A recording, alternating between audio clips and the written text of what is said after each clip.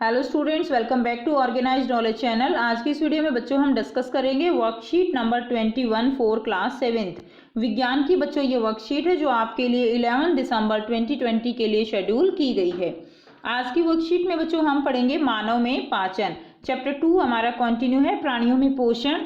Last worksheet में हमने जीव के बारे में पढ़ा, हमने पढ़ा दांत हमारे क्या क्या कार्य करते हैं, और आज हम पढ़ेंगे कि हमारा जो पाचन तंत्र है उसके अलग अलग हिस्से जो है कौन से हैं और वो क्या कार्य करते हैं। So now let's start. सबसे पहले देखिए मुख एवं मुख गुहिका। तो बेटा हम जो भोजन ग्रहण करते हैं वो किसके द्वारा करते हैं? मुख के द्वारा हम भोजन ग्रहण करते हैं। और मुख गुहिका क्या होती है? मुंह के अंदर का जो सारा स्पेस है, जगह है, वो क्या कहलाती है? मुख गुहिका कहलाती है, जिसमें हमारी जीभ, दांत ये सब आते हैं। अब देखिए भोजन का ग्रहण मुख द्वारा होता है। आहार को शरीर के अंदर लेने की क्रिया क्या कहलाती है? अंतःग्रहण कहलाती है। तो जो आहार है उसको हम शरीर के अंदर जो ले जाते हैं तो ये प्रक्रिया अंतर्ग्रहण कहलाती है। उसके बाद देखिए क्या होता है, तो ये जो गुहिका है ये सारी क्या है? ये हमारी मुख गुहिका है। ये हमारी दिखाई गई है जीभ। आफ्टर दैट निगला हुआ भोजन ग्रास नली में जाता है। तो ये बेटा हमारी क्या है? ये है हमारी भोजन नली, जिसको हम ग्रसिका कहते हैं। ग्रसिका की भित्ति के संकुचन से भोजन नीचे की ओर सरकता जाता है। तो जो ग्रसिका होती है इसके अंदर जो है कुछ इस तरह की क्या होती है? इस तरह की गति होती है, जिसको हम यहाँ पर क्या कहेंगे? संकुचन। तो यहाँ पर क्या हो रहा है? भित्ति का संकुचन होता है, और जिसके कारण क्या होता है कि जो खाना है वो नीचे की ओर सरकता हुआ जाता है। उसके बाद देखिए नेक्स्ट जो भाग है वो है हमारा यहाँ पर यकृत। तो ये क्या है? ये यकृत है, और इसमें ये जो है ये है पित्ताशय। ठीक है, तो बेटा आप सुंदर सा डायग्राम अपनी बुक में भी देख सकते हैं, वहां से भी आप इसको जो है चित्र को बनाएंगे। यहाँ पर भी आपको बहुत अच्छे से दिया गया है। तो देखिए ये क्या है? हमारा यकृत है और ये पित्ताशय है। सो यकृत का क्या कार्य है? यकृत हमारे शरीर की सबसे बड़ी ग्रंथि है। तो बेटा यकृत शरीर की सबसे बड़ी ग्रंथि है, काफी इंपॉर्टेंट है 1 मार्क के लिए। आप याद रखेंगे शरीर की सबसे बड़ी ग्रंथि कौन सी है? तो शरीर की सबसे बड़ी ग्रंथि यकृत है। यकृत क्या करता है? यह पित्त रस जो है वो स्रावित करता है, यानी यकृत से जो पित्त रस है वो निकलता है, एक थैली में संग्रहित होता रहता है। तो ये एक थैली में जो है संग्रहित होता रहता है, यानी इकट्ठा होता रहता है। और उस थैली का नाम क्या है? उस थैली का नाम है पित्ताशय। क्या कहते हैं उस थैली को? हम पित्ताशय। और जो ये पित्तरस होता है ये वसा के पाचन में महत्वपूर्ण भूमिका निभाता है, यानी हमारे शरीर में जो हम वसा खाते हैं, घी है, मक्खन है, ठीक है, तो उसको पचाने में इस पित्तरस का जो है उपयोग किया जाता है। तो आप याद रखेंगे कि वसा जो है उसको पाचन में कौन महत्वपूर्ण भूमिका निभाता है? उसके पाचन में पित्त रस जो है वो महत्वपूर्ण भूमिका निभाता है। उसके बाद हम करेंगे, देखिए उसके बाद है आमाशय। आमाशय क्या है? आमाशय यानी हमारा पेट। ठीक है, तो वो क्या है? वो है आमाशय। तो ये जो है बेटा हमारा जे शेप का ये क्या होता है? आमाशय से होता है ना जे, तो कुछ इसी शेप का ये क्या है? ये हमारा आमाशय है। अब देखिए ये जो है एक थैली के आकार का होता है। आमाशय मोटी भित्ति वाली, ये मोटी भित्ति वाली एक थैलीनुमा संरचना है, थैली के आकार की एक संरचना है। यह एक ओर ग्रसिका से खाद्य पदार्थ प्राप्त करता है और दूसरी ओर क्षुधांत्र में खुलता है। तो बेटा देखिए ये क्या है? हमारी ग्रसिका है ना, तो ग्रसिका से खाना जो है वो कहाँ जाएगा? वो जाएगा आमाशय के अंदर। ओके, आमाशय के बाद जो है जाने के बाद जो खाना है वो कहाँ जाता है? वो जाता है क्षुधांत्र में। तो ये जो हमारा आमाशय है ये कहाँ खुलता है? ये खुलता है इधर क्षुधांत्र में। तो ये जो कॉइलिंग दिखाई गई है ऑरेंज कलर की, ये सारी क्या है? ये सारी क्षुधांत्र है। ठीक है, तो जो आमाशय है एक और ग्रसिका से ये खाना लेगा और दूसरी ओर ये क्षुधांत्र में खुलेगा। उसके बाद है आमाशय का आंतरिक सतह जो है, आमाशय का आंतरिक अस्तर स्रावित करता है। तो बेटा आमाशय की जो अंदर की परत है ना, परत, अस्तर बोलते हैं परत को। तो आमाशय का आंतरिक जो परत है वो ये 3 चीजें स्रावित करती है।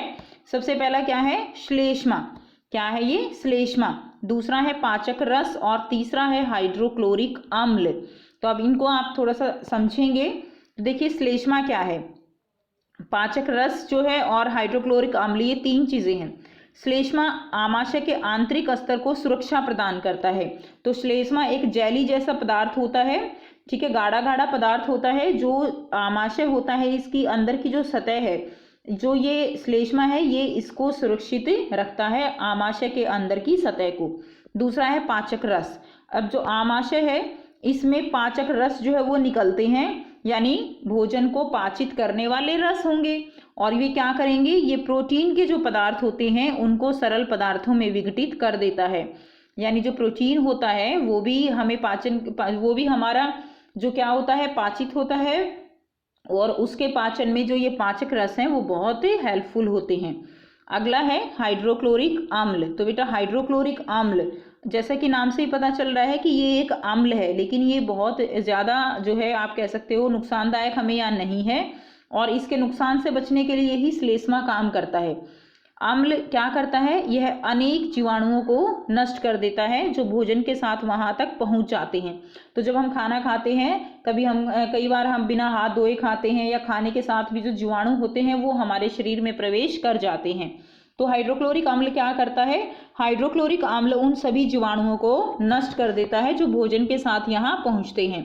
साथ ही यह माध्यम को अम्लीय भी बनाता है। अब देखो बेटा, आमाशय में क्या निकल रहा है, अम्ल निकल रहा है, तो माध्यम कैसा हो जाएगा, इसके अंदर का माध्यम अम्लीय हो जाता है, जिससे जो ये पाचक रस हैं वो और भी अच्छी प्रकार से कार्य करते हैं। ठीक है, उसके बाद देखिए, उसके बाद इसमें यहाँ पर जो हमारा आमाशय है उसके नीचे यहाँ इस तरह से एक पत्ते जैसी संरचना होती है। इस पत्ते जैसी संरचना को बोलते हैं अग्नाशय। क्या बोलते हैं, अग्नाशय। तो जो ये अग्नाशय है ये क्या है, ये भी एक बड़ी ग्रंथि है जो आमाशय के ठीक नीचे यहाँ पर जो है स्थित होती है। इससे कौन सा रस निकलता है, इससे निकलता है अग्नाशयिक रस। आप याद रखेंगे बेटा, अग्नाशय से निकलता है अग्नाशयिक रस, और ये अग्नाशयिक रस क्या करता है, ये कार्बोहाइड्रेट और प्रोटीन पर क्रिया करता है। देखो बेटा, जो हम खाना खाते हैं उसमें कार्बोहाइड्रेट होता है, प्रोटीन होता है, वसा होती है, तो इन सब का पाचन करना होता है। तो जो अग्नाशयिक रस जो इस पत्ते से निकलता है, इसमें क्या होगा, इसके अंदर अग्नाशयिक रस जो है वो कार्बोहाइड्रेट को भी पाचित करेगा, वसा को भी और प्रोटीन को भी। तो कार्बोहाइड्रेट को ये जब पाचित करता है तो जो कार्बोहाइड्रेट है वो किस में बदल जाता है, सरल शर्करा में, जैसे कि ग्लूकोज। ग्लूकोज जो है वो बहुत ही सरल शर्करा है, इसलिए डॉक्टर जो है जब भी हम हॉस्पिटल में एडमिट होते हैं तो सबसे पहले ग्लूकोज ही चढ़ाया जाता है, ताकि हमें इंस्टेंट जो है एनर्जी मिल जाए, इंस्टेंट ऊर्जा हमें मिल जाए। तो उसके बाद देखिए वसा, वसा को बदल के ये किस में बदल देता है, वसा अम्ल एवं ग्लिसरॉल में। ठीक है, और प्रोटीन को भी ये बदलकर, जो प्रोटीन के बड़े बड़े कण हैं उनको बदलकर ये अमीनो अम्ल में बदल देता है, जिससे हम वो पाचन आसानी से हो जाता है। अब आपने यहाँ से सीखा कि जो अग्नाशयिक रस है वो कार्बोहाइड्रेट को सरल शर्करा में, वसा को वसा अम्ल और ग्लिसरॉल में, और प्रोटीन को अमीनो अम्ल में बदल देता है। नेक्स्ट हम करेंगे, देखिए अब खाना कहाँ पहुँच गया, अब खाना पहुँच गया शुदांत्र में, यानी शुदांत्र यानी छोटी आंत। शुदांत्र को क्या बोलते हैं, शुदांत्र को बोलते हैं छोटी आंत। अब बेटा शुदांत्र जो है ये सब क्या है, ये जो इतना ऑरेंज जो यहाँ पे आपको दिखाई दे रहा है ना, ये सारा शुदांत्र है, ये अत्यधिक कुंडलित होती है। कुंडलित यानी बिल्कुल एक दूसरे से लिपटी हुई होती है, अत्यधिक कुंडलित। लगभग 7.5 मीटर ये लंबी होती है। ठीक है, सबसे लंबी जो है हमारे पाचन तंत्र का यही भाग है, 7.5 मीटर लंबा। यह यकृत एवं अग्नाशय से स्राव प्राप्त करती है। तो ये जो छोटी आंत है हमारी, जो यकृत से निकलता है, यकृत से क्या निकलता है, पित्तरस। ठीक है ना, यकृत से पित्तरस निकलता है, वो किस में जाता है, छोटी आंत में जाता है। और दूसरा जो है यहाँ से जो अग्नाशय है, अग्नाशय से कौन सा रस निकलेगा, अग्नाशय से अग्नाशयिक रस, और यकृत से पित्तरस, वो जो है छोटी आंत यानी शुदांत्र में जाते हैं और भोजन का पाचन करते हैं। इसकी भित्ति से भी कुछ रस जो है वो श्रावित होते रहते हैं, तो इसकी भित्ति जो है उससे भी रस जो है वो क्या होते हैं, श्रावित होते रहते हैं। नेक्स्ट देखिए, पचा हुआ भोजन। अब देखिए बेटा, जो छोटी आंत होती है ना, यहाँ पर भोजन पूर्ण रूप से पाचित हो जाता है। ठीक है, यानी पहले भोजन कहाँ आया, भोजन मुख से आया, और कहाँ पर गया, मुख से भोजन आके ग्रास नली से होता हुआ आमाशय में गया, आमाशय से किस में गया, शुदांत्र में गया, शुदांत्र में अग्नाशयिक रस मिला और साथ में पित्तरस मिला, जिससे भोजन पाचित हो गया। यानी अब छोटी आंत में भोजन पूर्ण रूप से पाचित हो गया। अब क्या करना है, जो पाचित भोजन हो चुका है भोजन, उसको हमें क्या करना है, उसको अवशोषित करना है। ठीक है, तो पचे हुए भोजन को अवशोषित होकर शुदांत्र की भित्ति में रुधिर वाहिका में चला जाता है। तो बेटा जो ये छोटी आंत होती है ना, इसके साथ बहुत सारी, आप कह सकते हो बहुत सारी जो रुधिर की जो नालियां है ना, वो इसके साथ लगी हुई होती हैं, ऐसे एक दूसरे के साथ, इसके साथ ऐसे लगी हुई होती हैं। तो क्या होता है कि जो छोटी आंत में भोजन का पाचन हुआ है, बिल्कुल सरल पदार्थों में टूट गया है, तो जो ये जो रक्त की नलियां है ना, ये उस पचे हुए भोजन को रक्त में क्या हो जाती हैं, अवशोषण हो जाता है यहाँ पर, और सारा भोजन कहाँ चला गया, रुधिर में चला गया, खून में चला गया, रक्त में चला गया। इस प्रक्रिया को क्या कहते हैं, इस प्रक्रिया को हम अवशोषण कहते हैं। क्या कहते हैं बच्चों, अवशोषण। ठीक है, अब होता क्या है, जो हमारे पास ये जो है ना शुदांत्र, छोटी आंत, तो इसकी जो आंतरिक भित्ति है यानी आंतरिक जो सतह है, इसकी सतह इस तरह उंगली जैसी संरचनाओं से बनी हुई है। ऐसे इस पे क्या है, उंगली जैसी संरचनाएं हैं, जिनको क्या कहते हैं, इन उंगली जैसी संरचनाओं को हम दीर्घरोम कहते हैं। क्या कहते हैं, दीर्घरोम, या उनको हम कहते हैं रसांकुर। क्या कहेंगे बेटा, रसांकुर, रसांकुर। ठीक है, तो ये उंगली जैसी संरचनाएं, इनको हम दीर्घरोम या रसांकुर कहते हैं, और इनका क्या कार्य होता है, ये ज़्यादा से ज़्यादा अवशोषण में सहायता करती हैं। क्योंकि देखिए ना, इससे क्या हो गया, इससे जो है अवशोषण का क्षेत्रफल बढ़ गया, ये यहाँ से पूरा क्षेत्रफल बढ़ गया। इसको कुछ आप इस तरह से समझ सकते हो, जैसे एक तो कपड़ा है, कपड़ा बिल्कुल स्ट्रेट है, लेकिन आप जब उस कपड़े को मोड़ दोगे, ऐसे करके मोड़ दोगे, तो वो थोड़ी सी जगह में ही आ जाएगा। और अब जब इतने ज़्यादा ये जो है इस तरह से, ये क्या है, दीर्घरोम है, तो सोचिए कितना क्षेत्रफल इसका बढ़ गया। ठीक है, तो इन दीर्घरोम को जो है क्या है, ये जो है भोजन के अवशोषण का एक तरह से आप कह सकते हो जगह है, जहाँ पर ज़्यादा से ज़्यादा अवशोषण होता है। दीर्घरोम पचे हुए भोजन के अवशोषण हेतु क्षेत्र बढ़ा देते हैं। भोजन का वह भाग जिसका पाचन या अवशोषण नहीं होता, बृहदांत्र में भेज दिया जाता है। अब देखिए, सारा भोजन यहाँ पर जरूरी नहीं अवशोषण हो, जो भोजन अवशोषित बिना हुए रह जाता है, यानी जो भोजन यहाँ पर पाचित नहीं होता, अवशोषण नहीं होता, वो कहाँ चला जाता है, वो चला जाता है बृहदांत्र में। ये जो है, ये देखिए, ये जो है ना, ये कंप्लीट जो ग्रीन है, ये क्या है, ये सारी हमारी बृहदांत्र यानी बड़ी आंत है। ये शुदांत्र की अपेक्षा चौड़ी होती है, ये 1.5 मीटर लंबी होती है, शुदांत्र 7.5 मीटर लंबी, तो बृहदांत्र केवल 1.5 मीटर लंबी है। इसका कार्य क्या है, इसका कार्य जल एवं कुछ लवणों का अवशोषण ये कर लेता है, यानी जो मल बनता है, मल यानी जो बिना पाचित हुआ भोजन है, बिना अवशोषित हुआ भोजन है, उस मल में से ये जल और कुछ लवणों को अवशोषित कर लेता है। बचा हुआ अपाचित पदार्थ मलाशय में चला जाता है। ठीक है, और अर्धठोस मल के रूप में रहता है, और समय समय पर जो गुदा है, ठीक है, गुदा द्वारा यह मल बाहर निकाल दिया जाता है। इसे हम क्या कहते हैं, इसे हम निष्कासन कहते हैं, यानी जो भोजन पाचित नहीं होता उसको मल के रूप में शरीर से बाहर निकाल दिया जाता है गुदा के द्वारा।